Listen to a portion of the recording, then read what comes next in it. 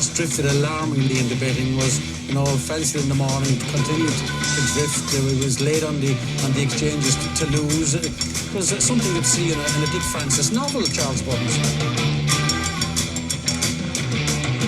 The ground is soft. It's not. It's heavy. It's soft on times. It's heavy. Okay. Hello and a big warm welcome to the Barstewards Inquiry Sunday Sermon. We're joining you this evening. Sorry for missing out on Friday. Things happen, live things, etc., etc. But we're back. Myself, John and Chris to chew the fat with what's been going off in racing this week and other interesting topics. We've had some fabulous questions this week, which we'll be going through. Also, welcome, gentlemen, for this entertaining Sunday showdown. Yes, let's hope so, eh? Yeah. Are you in good form, John? I'm in as good a form as I've been in since the flat finished. Lovely, jubbly. Yeah, except though, we'll cover off a little bit of what's gone off in racing this weekend in terms of action. Not much of it. Very, very bad ground. A lot of people were stating that it wasn't a good spectacle this weekend. Races run at 40 and 50 seconds slower than standard across all three tracks, really. Chepstow, Navan and Aintree and Sandown. I mean, Aintree in particular, I thought looked brutal. So, John, what were your thoughts on watching that kind of action on really bad ground? It was pretty hideous viewing, I thought, really. I've been doing my notes that we stick on Patreon later in the week today, and really they just comprise of horses that I'm writing off for the rest of the season because of the hard races. There wasn't anything where I thought, that's finished full of running. Well, there was maybe one horse that certainly caught the eye. I thought that didn't really finish completely emptied out and was looking as though it had gone on a bit more. But which one was that, John? Beauport. Yeah, Beauport needed another lap. Yeah. Well, apart from that, I thought everything had a particularly miserable time, really. There's a lot of noise about Popeye taking Constitution Hill out. But I mean, anybody that trains or has anything to do with a decent horse wouldn't have run it on. Yeah, that vindicates him, doesn't it? I know he got a lot of criticism, but that surely, points him to the right, that he's made the right decision. If he'd run it there, he'd have been classed as a rank amateur. Yeah, I'm not disagreeing. I'm just putting different points across. I mean, James Knight, for example, a bit livid, actually. On the day, like, Shishkin obviously took out Will Mount, his other nice novice, and Constitution Hill obviously all taken out. And he's saying that they're there to run. Constitution Hill's won on bad ground before. Why not run? I mean, do you see that point or not? Or do you obviously... Not for a share race. If it had been a champion hurdle on Saturday, yeah, all right. But... at the end of the day, he's after the premium grade 1 races, isn't he? And while the Fighting Fist traditionally a decent hurdle race, nobody's going to pull his CV at the end of his career and say, he never won the 2023 Fighting Fist. The thing that I think grated on some people, though, and I can see the point here, but then maybe also I see the other side, is that Henderson using welfare as the word. Horses' welfare. So basically everyone that ran on Saturday then weren't looking after the horses' welfare. What are we... No, he's just being full of shit there. No, I mean, basically, he's going to get it in the neck, isn't he? So he's trying to sort of mitigate a bit and say, and it's not a case of that. It's a case of he doesn't want his best horse to have a proper bottoming on shit. Yeah. And fair enough. If he'd said that, he wouldn't have got any stick, really. I think that's it. I think you've mastered that, John, in terms of optics of what was said. Like you said, if he'd have said exactly what you've just said, I don't think there'd have been the furore. But because he's mentioned welfare, as we know as being flattists, we can't race on good to firm because of welfare. It's too fast. It'll hurt their brittle legs. So we can't run on heavy. We can't run on good to firm. We can only run on tappeta, John. No. Well, this kind of goes back to Altiard, doesn't it? I mean, he's never really lived that down. I mean, it's still on our opening titles, isn't it? It's heavy. Yeah. I think it's made him very defensive. The welfare thing's just an easy get out. And talking about welfare, for example, I mean, Brian ran a horse on Saturday called Le Jeune Brazil, and it had already had 2 hard races on bog deep ground, but the master of Spring Cottage felt that after 21 days off, it was okay and well to run. The poor thing pulled up with a heart murmur. So did the fucking punters at Beddit, I think. Yeah, me included, yeah. Yeah, fucking right. Yeah, all had heart attacks. Wasn't the start we wanted to the day on Saturday, for sure. And the poor horse, yeah, so obviously a viable So did the fucking excuse why punters at Lejeune Beddit, I think. Brazil drops out down the back straight. And Yeah, fucking right. Yeah, all had heart attacks. there's an interesting thing because Peter Robinson's been on and made a point regarding there is a thing in the BHA rulebook on horse welfare, as in exhausted horses. Now, did we see anything at Aintree regarding exhausted horses probably continuing too long? Jesus, what's the rule? I don't know. It's something like H18. He posted it on our timeline today. It's an interesting point, actually, because obviously they can ban jockeys for not pulling up on an exhausted horse. Yeah, yes. Pretty much. There are a couple of examples. There was, I think Brian Hughes was on one at Aintree, and he was that juvenile hurdler that he whipped the arse off to keep on for 4th, the Max of Stars. Are you sure it was Brian Hughes whipping the arse? Yeah. Believe it or not, yeah. I know what you're saying. He must have been on, mustn't he? Fuck. Yeah. And in the Beecher chase, which is obviously brutal. That one he rode there, I mean, he was hanging on to nothing for long enough, wasn't he? Charlie Dutch, I'm mentioning here, because he was on Lounge Lizard.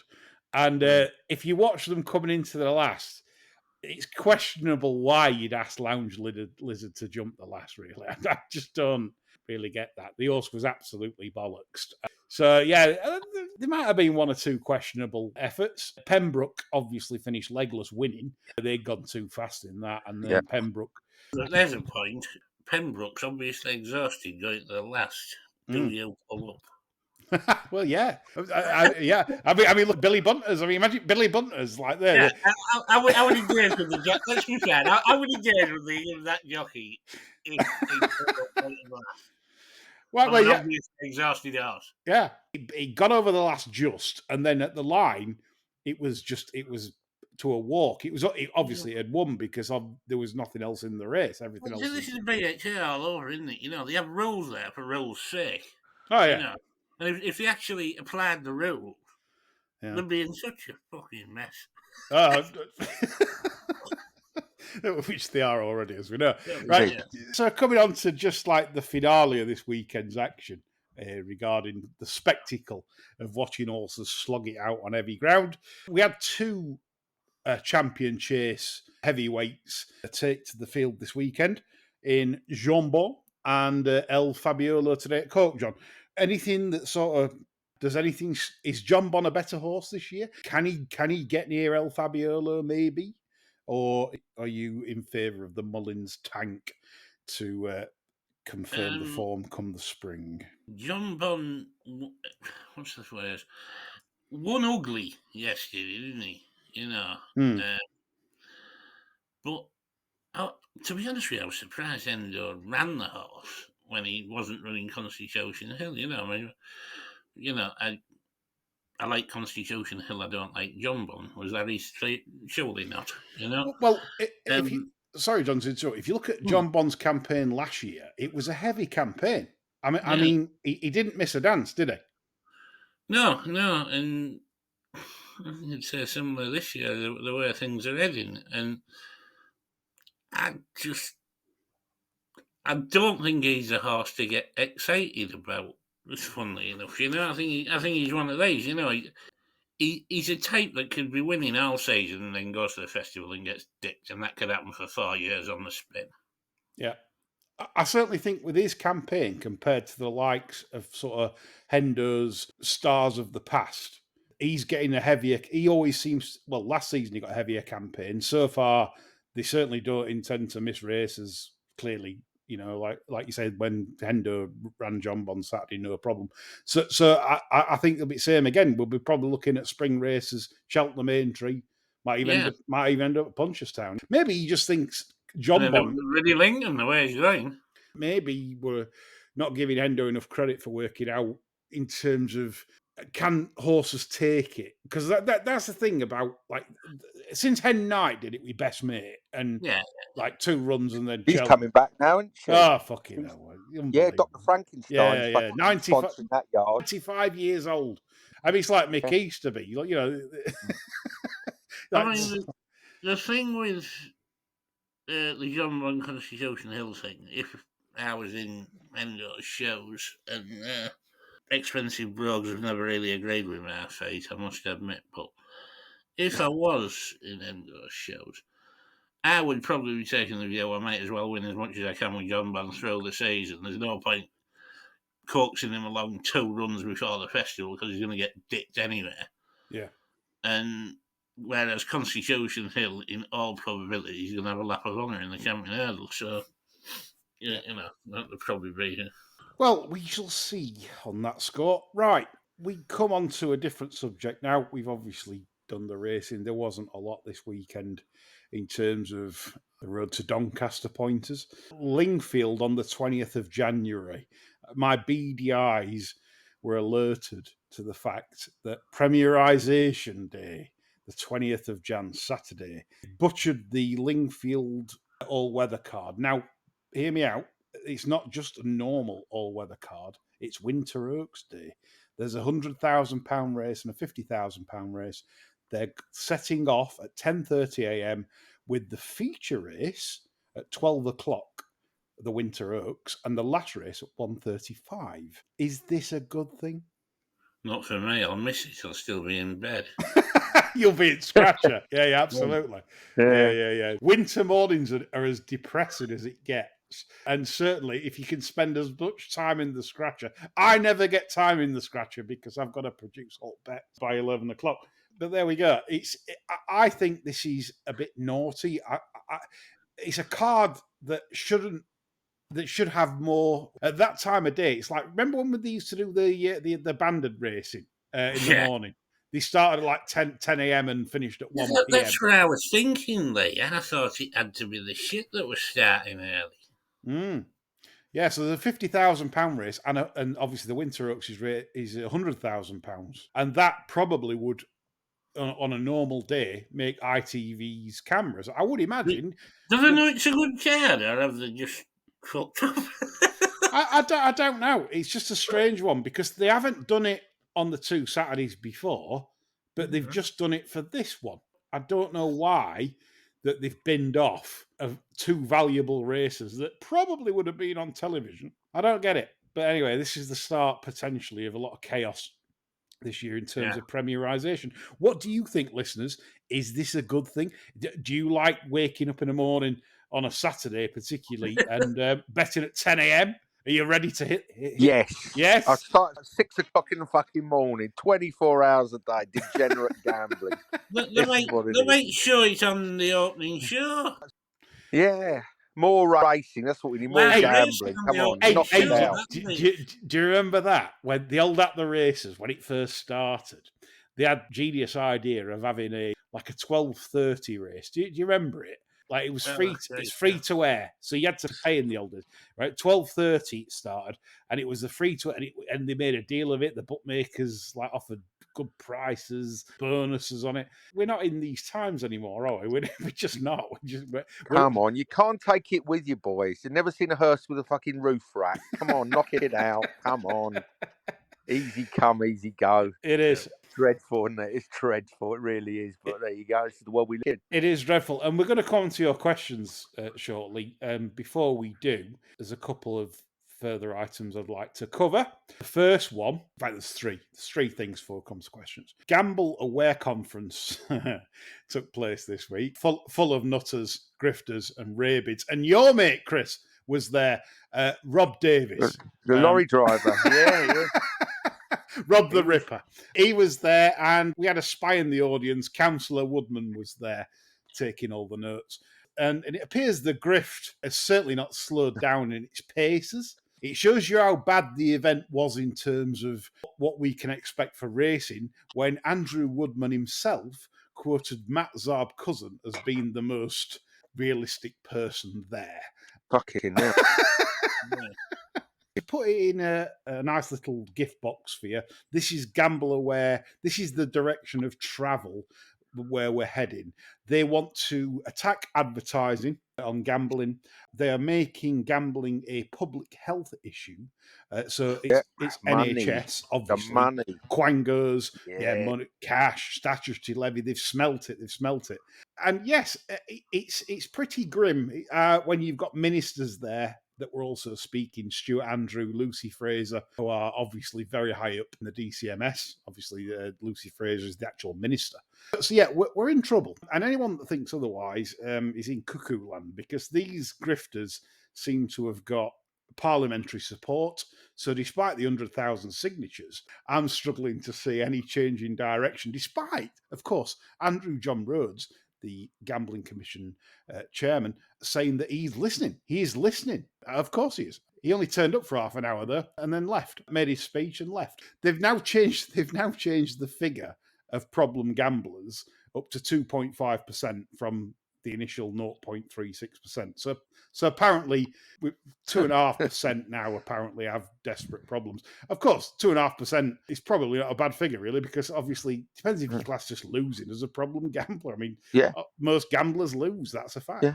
And it's not a problem for most people because it's the cost of a hobby, isn't it? You know, it's the cost of get enjoyment, but that's the ticket price. And most people, it's the same as golf club membership. You write that off because that's the cost of your hobby. You know, if you lose $1,000 a year gambling, well, you get enjoyment, but that's the ticket price. And most people don't have a problem with that, do they? I mean, this is the thing, though, right?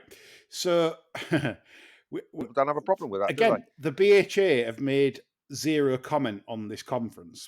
Basically, if Andrew Woodman had not attended, I wouldn't have got the notes from that particular meeting and the direction that they're heading in. And they are heading there full steam. The statutory levy has been more or less promised by Stuart Andrew. He said there will be a statutory levy. So that's it. That's it. The funding's going to be in place for these grifters, and I'll call them what they are. They are grifters, to set up a public health crisis, as words were used, regarding gambling addiction.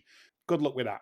Unfortunately, that seems to be the way of the world at the moment. Yeah, just one point, just to illustrate it. The direction of travel does seem to be for people to kind of reinvent themselves in order to access public money. And I listened to a blog the other day, completely different, but the loyalist paramilitary in Northern Ireland, the UVF, right, the Ulster Volunteer Force, prior to the Good Friday Agreement was a paramilitary organisation. But now they are looking to effectively rebrand and reconstitute themselves as effectively a community action group, right? So not a paramilitary, but a community organisation in order to access shitloads of parliamentary money from Westminster.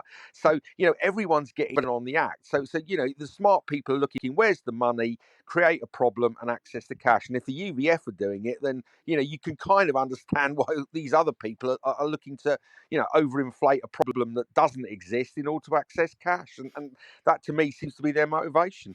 And as we know, Chris, John, when this eventually starts, the statutory levy, they're going to have to create more problems or invent them by fake numbers to increase funding and increase whatever they're doing. If you solve it, the money dries up. There's no incentive to solve anything, because if you solve it, it's right, thanks very much, we're done, we shut it down. Yeah, research, research, a massive grift. Right, okay, we'll move on. This is the part of the show where I'm going to look at some Christmas gifts. I intend to buy a decent book on racing this year, so I want listeners to actually tell me what I should read this year.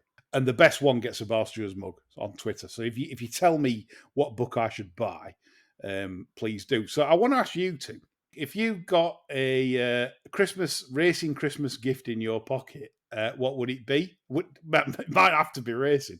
John, what would you like in your stocking? The Minogue sisters dressed from head to toe in racing green.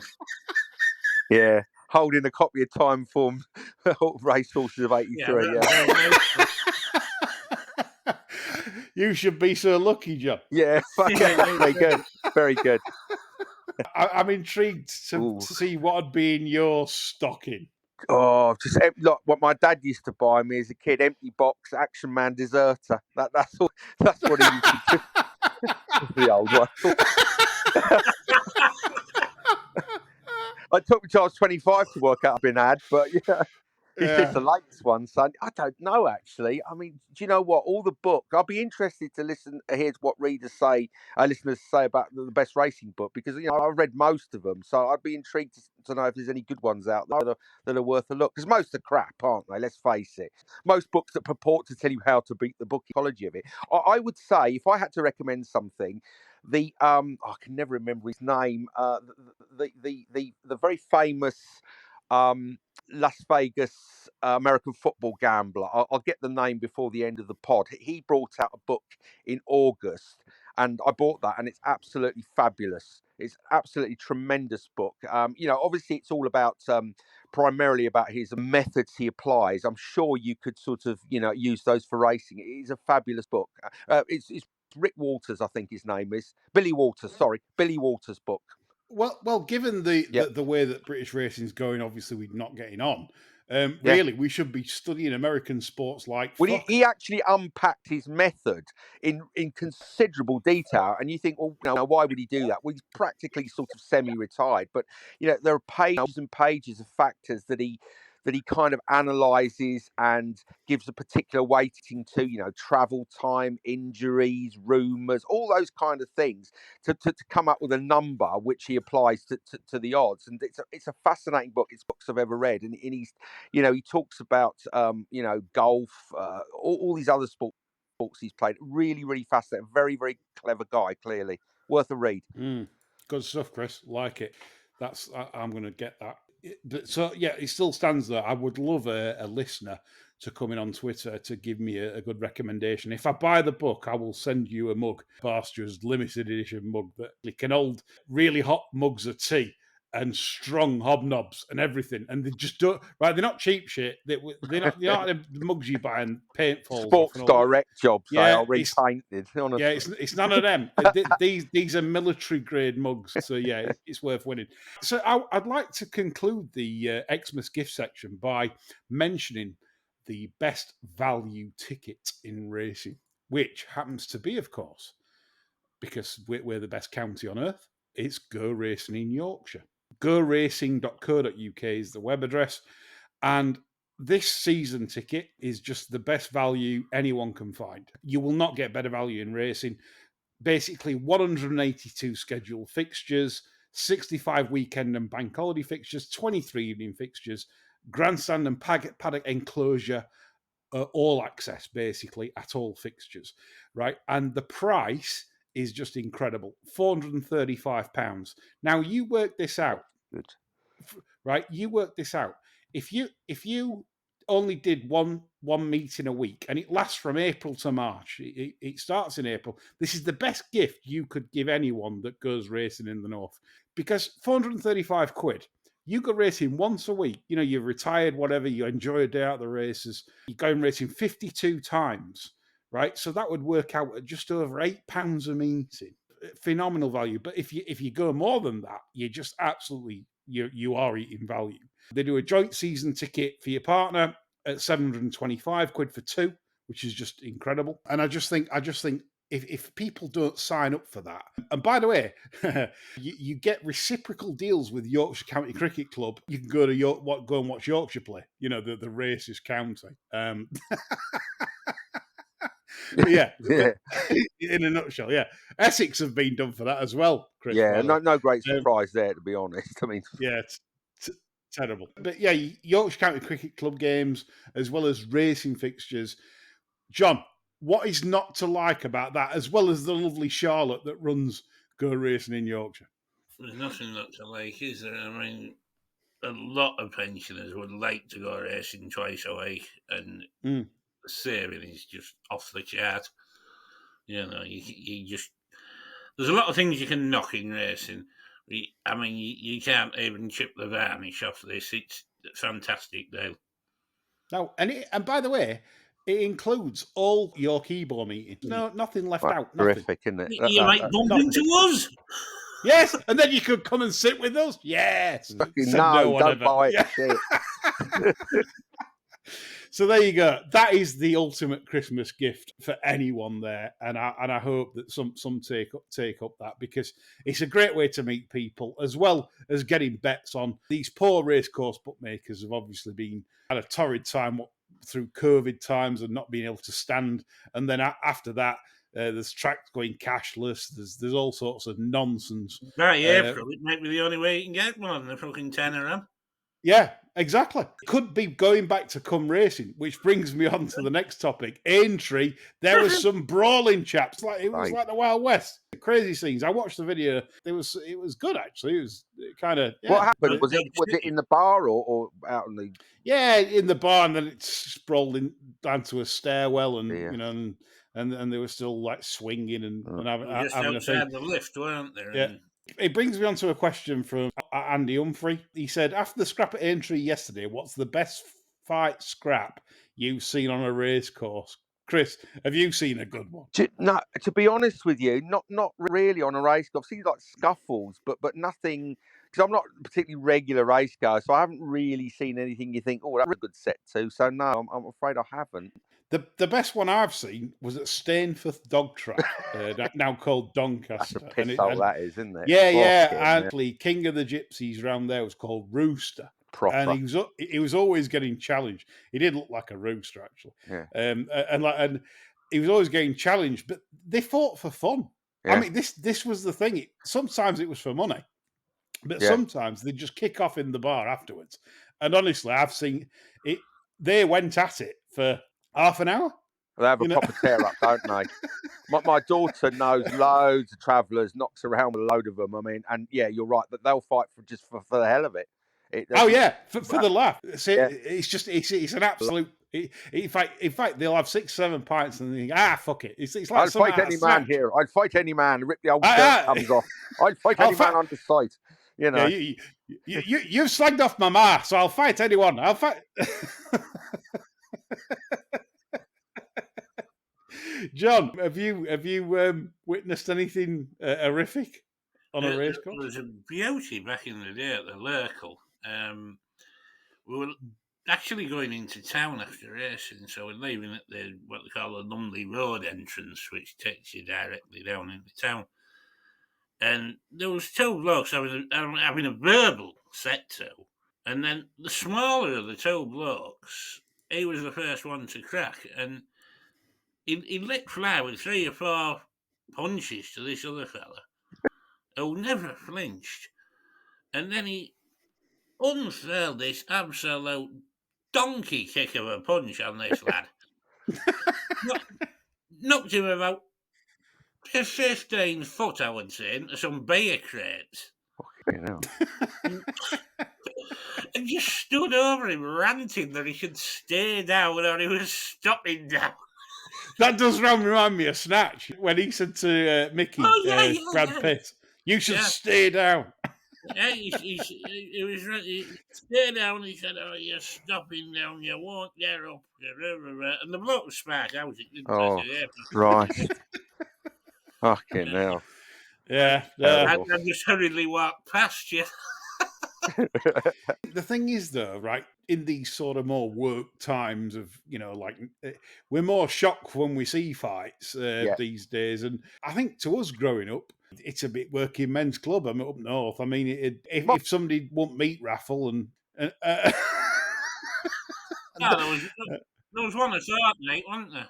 Yeah. My dad was born in the late 20s, right? And when he was growing up, from about 20 to 35, I shit you not, and it was nothing. He used to have a fight every day with someone. Literally, my mum used to roll her eyes. He'd come down to the pub, he'd had a fight with someone, but it was nothing. It was kind of like, oh, he's been an arsehole, he's got drink in him, and he's offered someone out. Every day you'd have a fight, and many of his generation thought nothing of having a ruck a couple of times a week. And it's weird, isn't it? Now you think, oh my God, I've seen a fight, but those days it was like someone's. It's certainly gone out of fashion. Yeah, yeah, absolutely. Yeah, let's have some rucks. Gets it out of your system. So yeah, Aintree obviously had that palaver going off. I'd like to ask a question that John asked in his tweet today, which is I love John's Sunday morning Twitter question threads, and he said, "Who's your favourite Despot. Oh, this is a good one. Well, I've done a bit of work on this, and I think the value is in the betting without Stalin, Mao, and Hitler market, right? So this is sort of the equivalent of Scottish Division 3 football, right? So you won't get a bar of soap on, but you're going to beat the book. So my three against the field. I mean, there's been plenty of honourable mentions, but I think you've got to be looking for Papa Doc Duvalier, right? He's a horrible bastard, terrible human rights record. A big friend of Mother Teresa. Well, yeah, vicious secret police force. What was it? The Tonton Macoute, they were called. I mean, he was horrible. Remember them? He used to wear all the shades, all the voodoo. That was him, Papa Doc. And then I think you've got to go with a guy, I think, that has danced every dance, right? He's got form in the book, all right? Yeah. And if he was one of your sexy kind of Middle Eastern dictators, he'd be a 6-4 chance. But at double figure price, you've got to go with Charles Taylor of Liberia, right? Wow. He's indicted on 11 charges of genocide and crimes against humanity at The Hague. Been potted for that. Child soldiers, you got them amputees. He's got form in the book, and I think he'll give you a good run for your money. But I think my nap would be Pol Pot, right? And he needs no introduction. Absolutely horrible man. Cambodia was destroyed by him, so I think he'd be my top three against the obvious ones of Hitler, Stalin, and Mao. There you go. So get the value. Do a Tony Calvin. Get in Monday before the market. And by Saturday, you'll be sitting pretty, I'm sure. Well, there's two there. You've educated me there, because honestly, I'm not. My historian Your knowledge of genocidal maniacs is lacking. See what I do of an evening, sitting down, going down that rabbit hole of YouTube every night. Yeah, it is quite interesting. I have read some stuff, but obviously those two I've not heard of. Yeah. John, is those two you've heard of? Have you got anything to add to this? Believe it or not, I had actually heard of both. My own personal favourite is the T.P. Barnum of despotic dictators. The ultimate showman, if you like, Idi Amin. Oh, good call. Yeah, good call. Yeah, horrible. I mean, came from humble beginnings, started as a cook, believe it or not, with the British Colonial Army of Uganda. Carried on the cooking thing, though, somewhat, as the people mainly, wasn't it? Because anybody that went up against him in the election usually ended up in the pot. Skills that we taught him to good effect. So yeah, horrible person. He kept his hand in, and another one, as I say, quietly effective rather than making the big headlines. He was still responsible for over 500,000 deaths. Wow, a handy lad. King of Scotland, isn't it? Yeah, that's the film. Some fantastic suggestions there. What about yours, Lee? You got any favourite genocidal maniacs, or you kind of Thatcher? No. In all seriousness, like I said, my history is not very good. I confess this, and people take the piss, but I genuinely believe that governments of the world currently don't run things. There are people above them that run things, and I think you could try and find a name, but the point is, there's probably 40 years' time, those names, as you call them, could be on this list. Could be because it's very strange that we don't get things like Epstein's flight logs, and it's all gone quiet on that, because the implications for some people probably on these lists would be you've seen, like with Prince Andrew, obviously already. So it's all gone quiet over there. Is the saying. So in the current times, I'm trying to look in the current times to what's going off at the top tables, and I believe it's very sinister above normal governments. Yeah, this is something that I personally believe in, and I don't expect everyone else to, but I certainly look into that kind of aspect of life in terms of our current direction of travel rather than historically. You and George Carlin both. Yes, exactly. George Carlin was fantastic. George Carlin was so in front of his time, with his comedy and satire, turning to what he believed in and believed, like how governments work, and he's spot on. He's spot on to this day. And I urge anyone to listen to George Carlin on Twitter. If you haven't, he's very funny and he's very accurate. And to say it was like 30 years ago when he was saying this sort of stuff and beyond, this is groundbreaking stuff. So yeah, that's where I am on despots. But obviously, Chris and John have certainly a lot more knowledge historically than I do. Moving on to question time. Yes, this is your questions, and why not? Because you've come with some fabulous ones this week, and it entertains us, and it's your show as well. It makes the show, so keep them coming. Colonel Braxton about UK racing. He says, "Is it turned into a massive Ponzi scheme before the inevitable brutal end?" Chris, you've had a lot. You've had a lot to say on this in the past. About Ponzi schemes that racing is. Same as John. Yeah, I agree. Yeah, it's sort of, my kind of comments was about the way in which, the kind of demographic that bookmakers are trying to attract. And, as long as you can keep finding an endless supply of 10 and 20 pound punters that are prepared to, spunk their money away every Saturday, you're in clover, aren't you? But like every Ponzi scheme, it collapses when, you run out of punters. That's how it works. So I agree with him. I do think there are elements of the Ponzi scheme in all aspects of racing at the minute, because I think it's heading in one way, and that direction is downwards.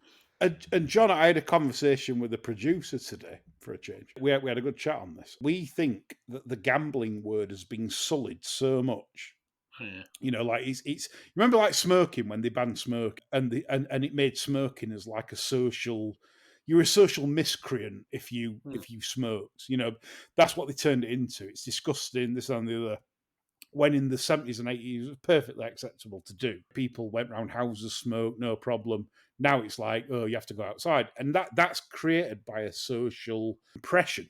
And I believe the gambling companies have gone that far in terms of allowing the gambling word to be sullied by the affordability checks. Oh, yes, we're on board with this, right?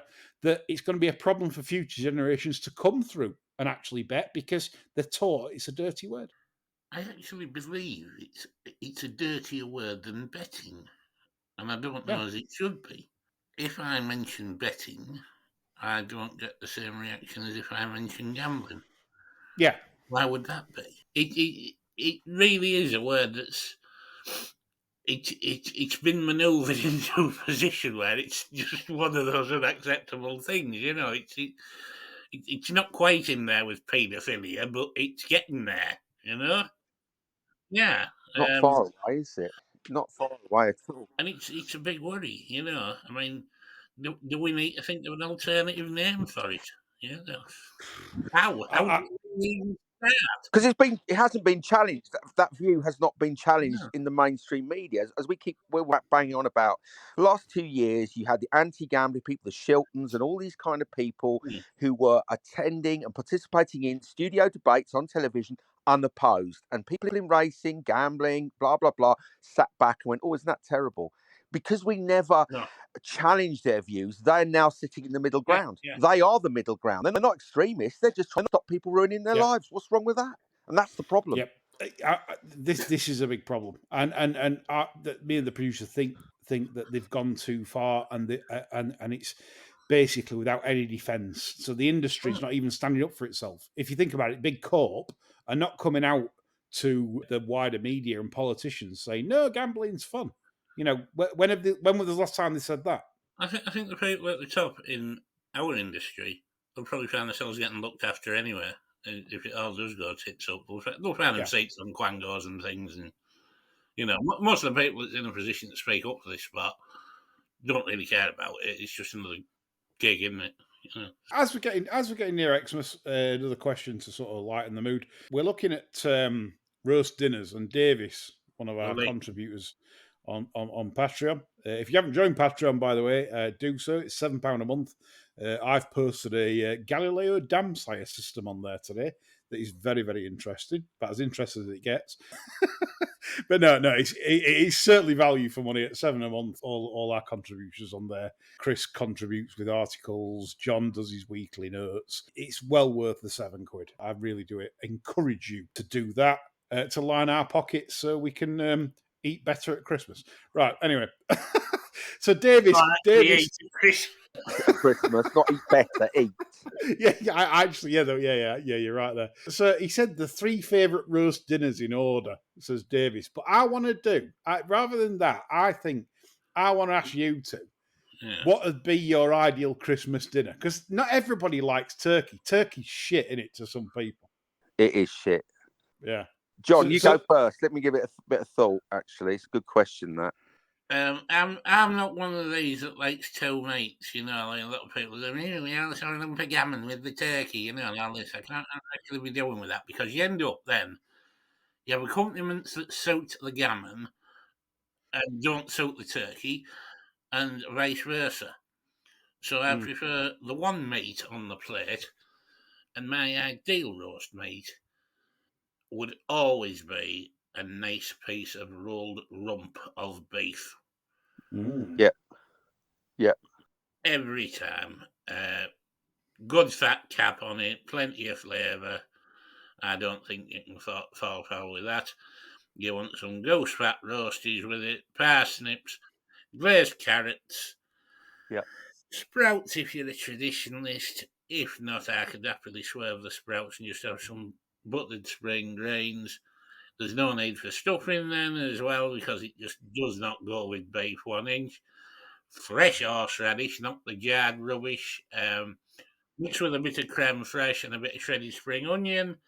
And Yorkshires are a bit of a moot point. Not in my book, but some people have them and would still be welcome to in my. You see, this is a privilege. So, listen, you get an insight into what's going to be on John's table on the 25th. I mean, normally John loves a bit of roadkill. That's why he likes Uncle Rural Gomer. He loves a bit of intestines and offal and tripe and onions or whatever shit that is. Yeah. That's a lovely insight into what's going to be on John's table this Xmas. Chris, yourself? Well, the acid, we'll always have turkey because we always have turkey. But the acid test I always think is, what other time of year would you order turkey in a restaurant? You wouldn't, Never. would you? You know, you seldom, if ever, I can't remember seeing any restaurant menu with turkey on it. But it just seems to be that everybody says we've got to have turkey. But I'd agree with John. I think beef is a far superior meat for a kind of a celebration. So yeah, if it was up to me, we'd have beef. But we're gonna have fucking turkey again. It'd be dry as arsehole. Yeah, same for me. It's turkey only because I'm a weirdo. I'm not saying turkey's my favourite meat. 'Cause it's not. But I always do tradition, and then I have the sirloin of beef on New Year's Day. Yeah, that's exactly it. Yeah, I have gammon or something like that. But turkey because it's tradition, and nobody really actually likes it, do they? Nobody thinks, I must have turkey, but you don't hate it enough not to have it, so people just go along with it. Yeah. Peter Robinson's been on, and he said Chelmsford offered more prize money for the additional meeting that Wolves put on. I think was that today, I think. And yet the Wolves got the nod. And he says, why have Arcs got such a grip? I would say Arcs got a big grip on the game.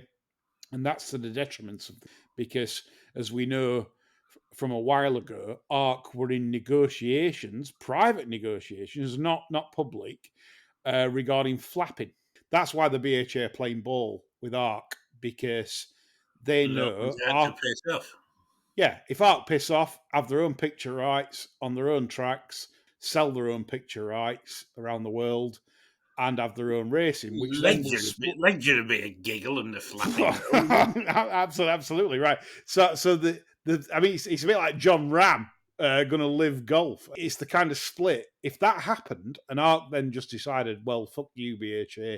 We're having his own racing, his own pictures for betting shops, his own. The BHA then stated, when they heard of this, said that any horse that runs on a flap will not be allowed to run on a license course. That could be fun and games if that happens. So I mean, you can see the leverage that certain, and we've said this, racing sadly now is in a position, because it's been allowed to by the BHA. I'm not on about the current incumbents, that past incumbents have left them with to deal with, where you've got powers that be, such as Arc, such as individual racecourses, media rights. You've got lots of different factions at play where it's not possible to solve racing anymore. It's not possible to make it the sport that we need to make it. Like Ryan Moore's come out this week and said King Kong racing is run fantastically well. Well, it would be at 30% rake with millions of King Kongers betting on the turf. That's the perfect racing utopia, as friend of the show Stuart Williams has pointed out. But chaps, it's a problem, isn't it? It is. It is. I mean, yeah, the Hong Kong model, you're right, it's brilliant, but you got 30% take. So, yeah, of course it's brilliant. Mm. I mean, Stuart Williams is correct in what he says. Yeah, right? he said what Ryan said, he didn't really go far enough, did he? Whereas you explained why it's so well run. Ryan is just really, if you read a bit about Ryan, he's kind of just praising the officials, isn't he, really? You know, the marvellous people who run it wonderful. Yeah, he's not getting to the crux of the argument. It's a nice horse. Yeah, nice horse. Dead comments and no good. Yeah. Stephen Thomas, last bit on racing. Stephen Thomas mentioned about Nigel Hawke and the Imposter, a horse that won at Chepstow on Saturday. Gone up £45 in the handicap since his first victory. He's won 9 of his last 10 races. A true working class hero, says Stephen Thomas. No, he's fucking cheated. He's got it off 76. Good trainer. Well, yeah, absolutely. Yeah. Knows his onions, doesn't he? And the good thing with the Imposter, he's a horse that's very lazy when he hits the front. So his biggest ever raise in all his wins has been just £7. So when you're on a rating that low, the handicapper usually reacts badly if you then piss up 18 lengths gambled on. You know, you then go up 20. So, of course, because the Imposter's so lazy, he's only ever gone up a maximum of £7 in any one race. But yes, Stephen Thomas, you make a very good point. And Nigel Hawke should get some of the limelight there. If he's listening, you can tell us a few winners, can't he? Like, absolutely. Nigel, get in touch. Let's have some winners for the Barstewards. Come on. Come on the show. We haven't had a trainer interview for a while, have we? No, we haven't. Share the wisdom, Nigel Hawke. Come on down. The wisdom. National winning jockey. Leslie Crow, the rest there. A good question here from Keith Watson. We've got some great questions to finish. Was Joey Barton correct? Is there too much wokeism on televised sport? Does it apply to racing? Are presenters only there because of their relatives' gender or ginger hair? Well, what Keith's referring to is obviously the furore with Joey Barton's comments on Twitter when he said women are overrepresented in terms of commenting on, you know, like men's football. What's your views on that? Is that true? Is that not true, Chris? Yeah, I agree with him, unfortunately. So we're going to lose our Apple Clean rating. I agree. 100% behind it, but I'm a miserable old gammon, so I'm going to say that. But yeah, I agree. I think dreadful. Before I come to John, then I'd just like to point out that we did a previous show on this, and I actually stated this, and it was about women commentators in racing, and there was, I think there's only like one in America on the major tracks. There is, and I'll be honest. Whilst I respect her, and I, you know, fair enough, fair play. Right, I don't like the voice pitch. That's what I'm trying to say. That it's too light. It's too. You always prefer a big, deep, booming voice. Women can't get down to. I think in commentaries. Would you agree with that? Harry Seacombe, yeah. Yeah, songs of praise. Yeah, it's the screechiness of it. If you celebrate a goal, I mean, you look at Gary Neville when he went. Oh, it was awful. It was dreadful. But that's what I'm trying to say. That the best ones are the thumpy ones and the gruff. Yeah, John Motson for me was legendary in his prime. I'm just trying to think of like past great commentators. Think of some, Chris. There's been some great ones, haven't there? Oh crikey! Brian Moore, remember? Brian Moore was fantastic. Yeah, he was good. John, I'm going to surprise you here because of the three of us, if listeners had been betting, I was going to be the least woke. yeah. I think I might have got the nod. It doesn't bother me, believe it or not. Yeah, they've got to him already, Lee. They've got to him. I honestly think a pundit is a pundit. I couldn't care less what they sound like, really. I mean, this is me that sounds like Alan Bennett's slightly rougher brother. The cracker under the settee. Yeah, we saw a herd. But I think the pundit's view is something that that's put out there, you can either agree or disagree or get really wound up about. And the more inflammatory that deal, the better, as far as I'm concerned. Maybe, I mean, you can't just accuse women of sitting on the fence. Blokes still there as well. So a pundit is a pundit for me, and I do not have a problem. And as for the commentary thing, well, I mean, John Watson, legend, yeah, but how long did it take John Watson to establish himself? I mean, we're talking about a bloke who was already established when we were kids. Yeah, look, So I've he's not. always been there. I mean, he's like the music in the background in CNA. I think He's the really argument never- though. I think the argument though is that if you look at women's football, there's basically nearly no men commentators on women's football. It's all women. They're probably struggling to get men that want to commentate on it. Well, yeah, there's that. But then why have we suddenly encroached that they've had good products that they've made shit by having inferior candidates on because of their gender? If that's my view personally. He refused to call anyone out in particular, didn't he? I He mean, did. He did. Project. And You he's would been have liked to challenged have on known numerous names. occasions. Just name one token, Joy, and he's come up sadly lacking, hasn't he? There. I agree. And to be honest, my own personal view, John, is just commentary because I don't like. It's just my own. I don't like. What you like, isn't it? I don't like Mark Johnson. Mark Johnson's a shouty man. He's too loud. He's rubbish. So I'm not genderizing on that. I'm just saying that when the pitch is too high, I don't like it. I don't like to listen. It's like, fucking hell, turn that off. So it's more just the pitch, which obviously most women have a higher pitch. That's how it is. I'm not saying that they're not good commentators or skilled in that way. Or I mean, this is a punditry, though. I mean, it's just an opinion, isn't it? It doesn't matter whether it comes from a male or female mouth. Yeah, as long as it's good.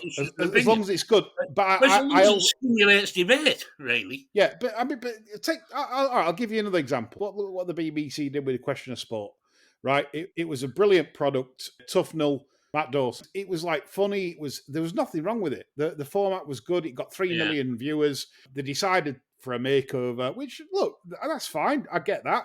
When people get a certain age, fuck off Sue Barker, fuck off, you're all old. We'll try and revamp it. Alex Scott presented it. Did they go to Paddy McGuinness maybe as well? I don't know. And it just didn't work. And I just think sometimes ain't broke, don't fix it. And I think that's the problem with what a lot of Sky are doing. I mean, they got rid of Soccer AM, which was funny, still funny. Yeah. Even they got the daft shoot arts and stuff. I used to watch it even like to this day. And then they just got rid of it. Why? No one actually knows. It's just, and now it's replaced by some crap. But there we go. That's decisions made for you us want all. Richard Keys back, don't you? Like, I'd smash that. Would you smash it?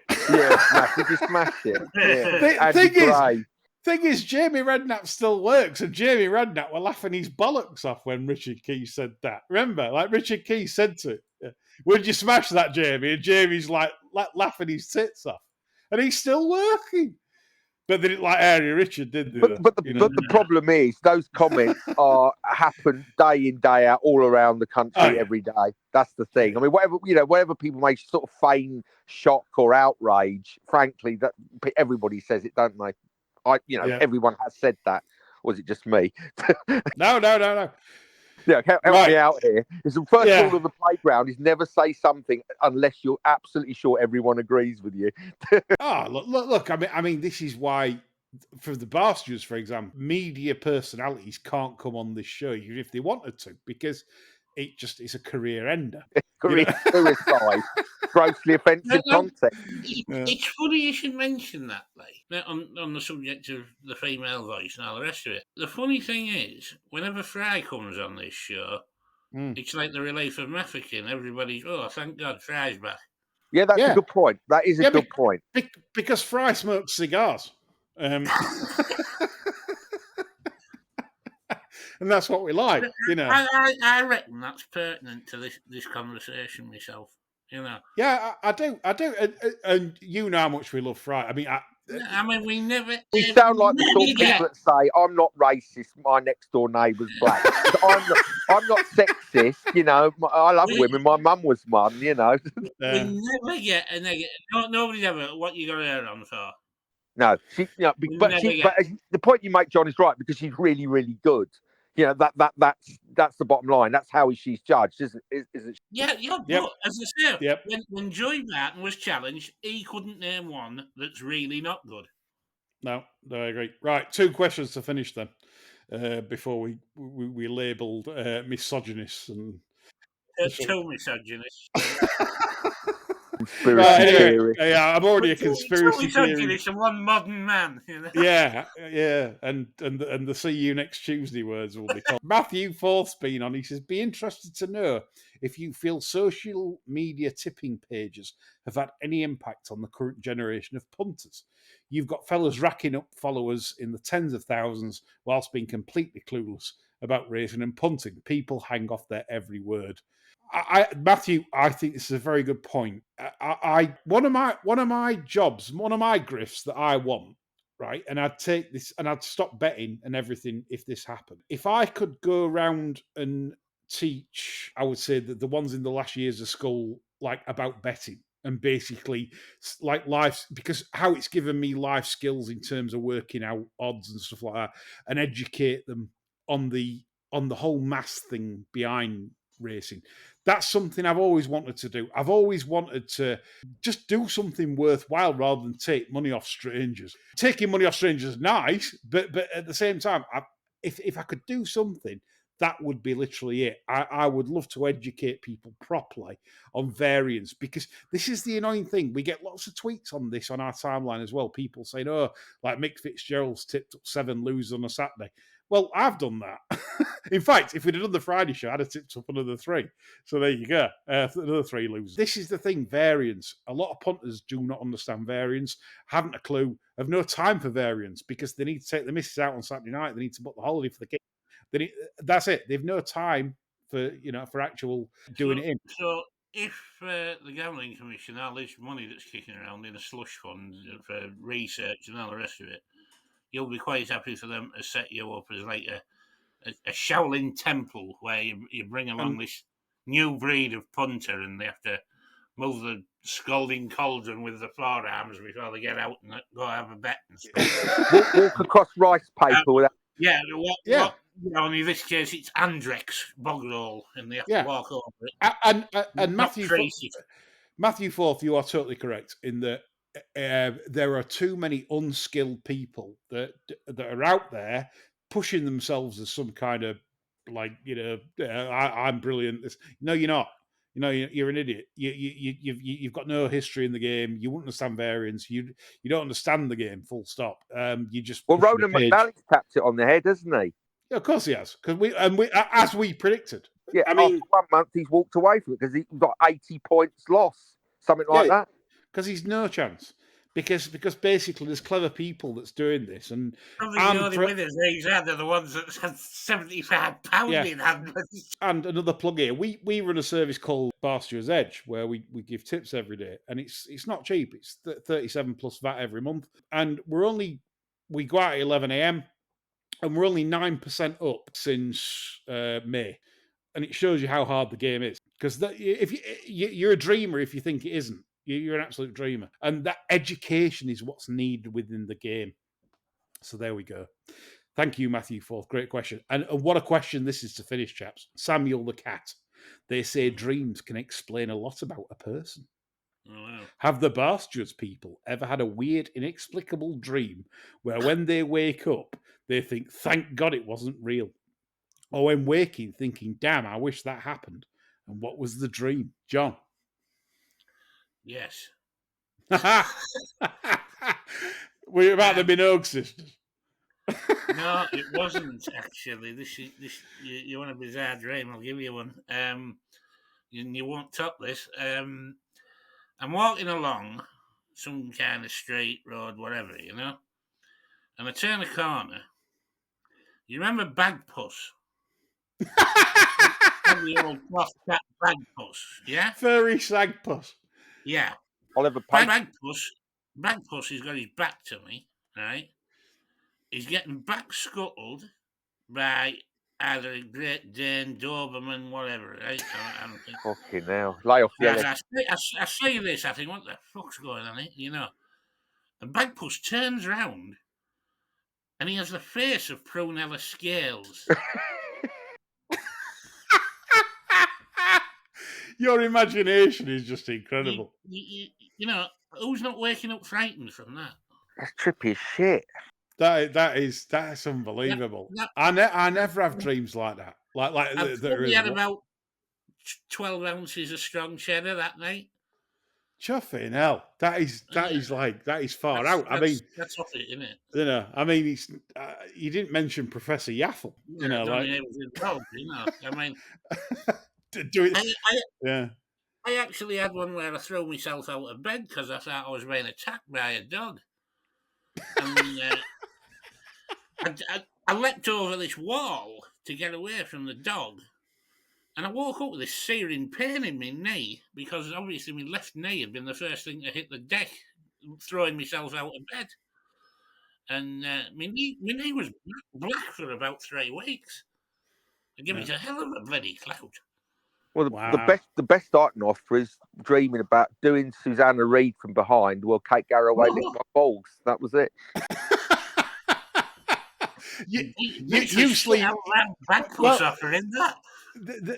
The thing with you, Chris, you sleep heavy anyway because your phallus got stung by a wasp and you didn't even know about it. You know, it's like right, and it happened after that. So there may be some causal relationship between the two. But yeah, I've never been the same since, honestly. All I can offer is, I'm afraid, the obvious, which is right. So I have 2 dreams, and I've had it all my life. And one's about a plane crashing, and I'm on it. I never die though; it just crashes. And another one is it takes off but can't get high enough. Okay. I read into the reasons of this, and it is quite pertinent to me, really. It's like, so the one I have when the plane doesn't get high enough is when I'm not achieving what I want to achieve. Yeah. And the one that crashes is when I've done my banking. I was going to say, is Samuel the cat going to analyse our answers and come back to us next week? Possibly. Tell us whether we crackers or not. He might be a psychoanalyst. Good luck analysing mine then. John's is definitely he's absolutely miles out there. But yeah, fucking mental. yeah, absolutely. This is why we love you, though. Right, we hope you enjoyed this show. We apologise for not being there on Friday. We're back on Friday as normal, and we hope you have a great week and you've enjoyed the show this Sunday. And if you want to join Patreon, please do, and don't forget your Go Racing in Yorkshire season tickets as gifts this year. It'll make anyone in Yorkshire happy to be able to go racing for nothing. That's all from us. Bye for now.